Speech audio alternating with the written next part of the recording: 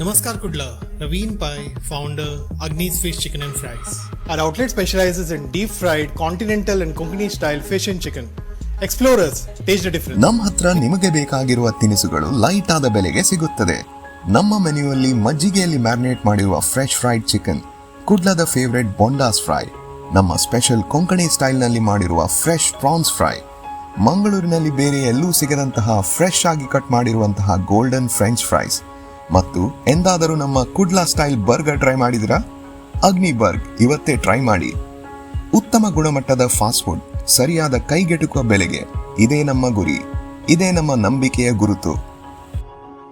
Find us near Besant College, Kodiyalbel, and also on Swiggy, Zomato.